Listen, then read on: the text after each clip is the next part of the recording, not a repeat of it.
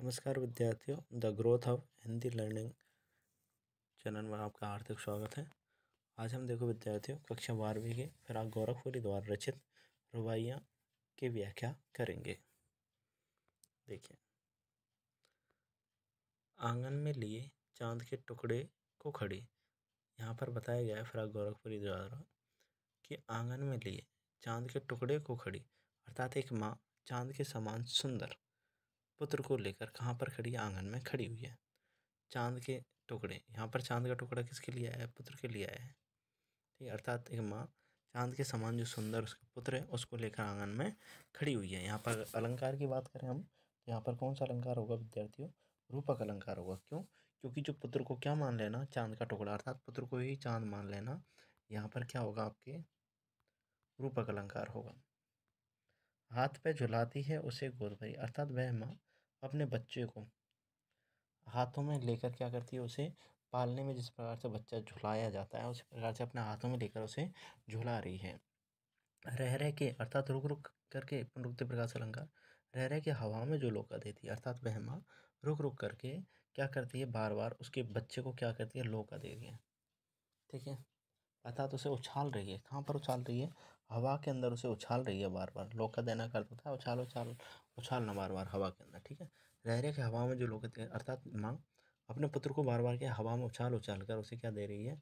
उसे उछाल रही है और उसे किस वापस अपनी गोदी में ले रही है।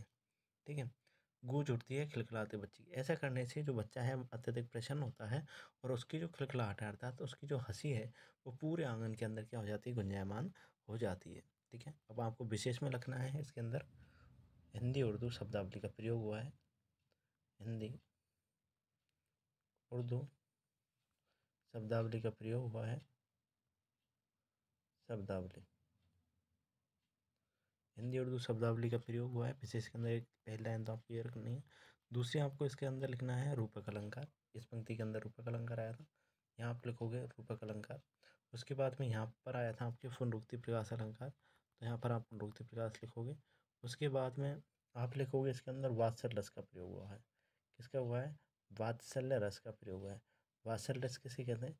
जब पिता अपने पुत्र को या माँ अपने पुत्र को, जो माँ और पुत्र का जो प्रेम दर्शाया जाता है, पिता पुत्र का प्रेम दर्शाया जाता है, उसे वात्सल्य रस कहते हैं। आशा करता हूँ आपको पहली व्याख्या समझ में आ गई होगी पहले की। आगे देखो, नहला के छल के छल के, नहला के छल के छल के निर्मल जैसे, अर्थात वह एक माँ, अर्थात वह माँ अपने पुत्र को निर्मल अर्थात स्वच्छ जल से छल के, अर्थात वह जो निर्मल स्वच्छ जो जल है उसको उसके ऊपर छिलक छिलक कर, अर्थात उसके ऊपर डाल डाल कर क्या करे? उसे नहला रही है।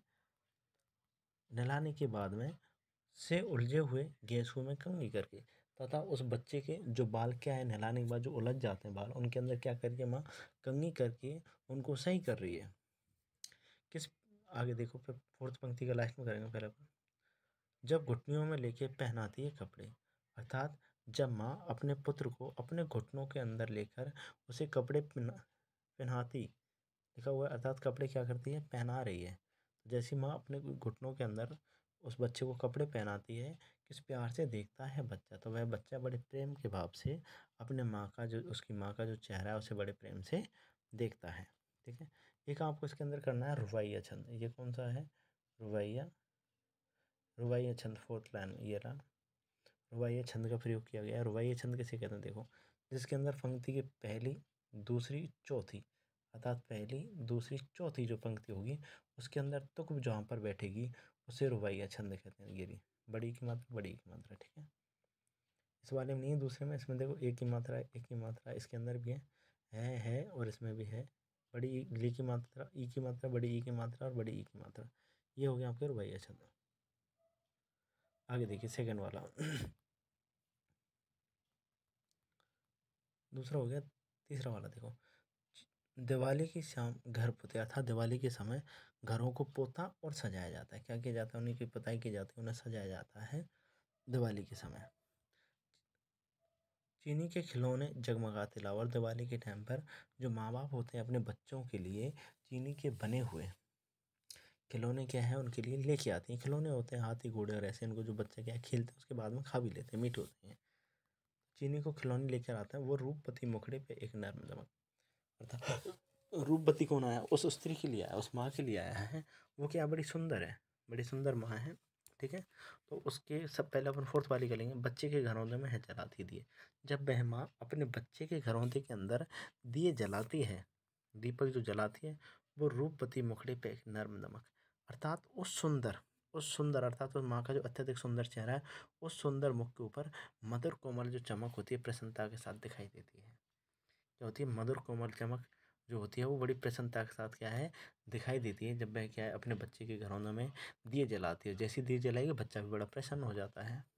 आंगन में ठुनक रहा है जिदिया है, अर्थात वह बच्चा अब क्या कर रहा है, आंगन के अंदर बैठा हुआ है और ठुनक रहा है, अर्थात झूठा रोना रो रहा है और जिद कर रहा है। क्या जिद कर रहा है, बालक तो है ही चांद पर ललचाया, अर्थात वह बच्चा तो चांद के ऊपर क्या हो गया है, ललायत हो गया, अर्थात ललचा चुका है। वो बोल रहा है मुझे तो चांद ही चाहिए।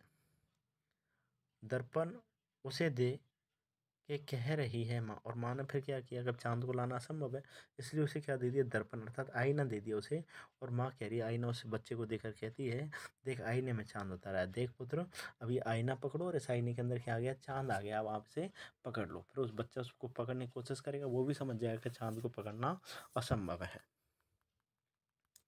आगे देखो, रक्षाबंधन की सुबह रस की पुतली, अर्थात रक्षाबंधन की सुबह जिस प्रकार से रक्षाबंधन होता है बड़े रस से भरा हुआ रहता है। किससे, आनंद मिठास उल्लास से पूरा भरा हुआ रहता है। कौन सा, रक्षाबंधन की सुबह। तो रक्षाबंधन की सुबह रस की पुतली, अर्थात रक्षाबंधन की सुबह रस की जो पुतली होती है, छोटी छोटी जो कन्या होती है, बड़ी आनंद प्रेम के भाव से भरी हुई रहती हैं। छाई है घटा गगन की हल्की हल्की, यहाँ भी पुनरुक्ति प्रकाश है। देखो, छाई है घटा गगन की हल्की हल्की, अर्थात आसमान के अंदर बादलों की घटा, गगन यानी आसमान में, घटा इस बादलों के लिए आया है ना। तो यहाँ पर क्या है, आसमान के अंदर बादलों की हल्की हल्की क्या है, काले काले बादलों की घटाएं छाई हुई हैं, बिजली की तरह चमक रहे हैं लच्छे। और जिस प्रकार से जो घने जो बादल हैं काले काले, जो घटा छाई हुई बादलों की उसके अंदर बिजली चमकती है, उसी प्रकार से चमक रहे हैं लच्छे। उसी प्रकार से जो बहन अपनी बहनों के क्या करती है, राखी जो बांधती है, भाई के है बांधती चमकती राखी। जब बहन अपने भाई की चमकती हुई राखी बांधती है तो वह ऐसे प्रतीत होते हैं जैसे चमक रहे हैं लच्छे। जिस प्रकार से बिजली चमकती है किसके अंदर, बादलों की जो बिजली है, जो बादल जो छाए हुए हैं चारों तरफ उसके अंदर बिजली चमकती है, उसी प्रकार से रेशमी धागों से बने हुए लच्छे अर्थात जो राखियां वो भाइयों की चमक रही हैं उनके हाथों पर। आशा करता हूँ आपको समझ में आ गया होगा। अगर आपको अच्छा लगे चैनल को सब्सक्राइब करें, लाइक करें, शेयर करें। अगर आपको कोई भी दिक्कत आए तो आप कमेंट करें, उसका तुरंत आपकी कोई भी सब जो कोई भी क्वेश्चन होगी सबका आंसर दिया जाएगा। धन्यवाद।